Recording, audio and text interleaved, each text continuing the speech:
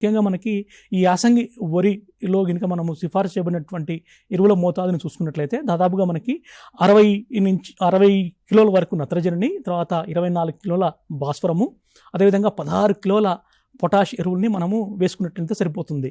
ఈ 24 కిలోల భాస్వరం ఏదైతే మనము సిఫారసు చేయబడడం జరిగిందో అది కంప్లీట్గా మనకి ఆఖరి దుక్కులో ఒకటేసారి మొత్తంగా వేసేసుకోవాలి. ఇది మనం డిఏపి రూపంలో కానీ వేసుకోవచ్చు, లేకపోతే సింగిల్ సూపర్ ఫాస్ఫేట్ రూపంలో కానీ మనము భాస్వరాన్ని అందించుకోవచ్చు అండి. ఒకవేళ మనము డిఏపి రూపంలో అందించుకున్నట్లయితే కనుక మనము సిఫారసు చేయబడినటువంటి యూరియాలో కొంత శాతాన్ని తగ్గించి మనము వేసుకోవడం మంచిది. ఒక సింగిల్ సూపర్ ఫాస్ఫేట్ రూపంలో కనుక మనము భాస్వరాన్ని కనుక అందించినట్లయితే మనము సిఫారసు చేయబడినటువంటి మొత్తం నత్రజనిని మనం వేసుకోవాలంటే ఈ 60 కిలోల నత్రజని అంటే మనకి దాదాపుగా సింగిల్ సూపర్ ఫాస్ఫేట్ రూపంలో వేసుకున్నట్లయితే భాస్వరం మనకి నత్రజని మోతాదు ఏమి ఉండదు కాబట్టి 130 కిలోల వరకు మనము యూరియా రూపంలో మనం అందించుకోవాలండి.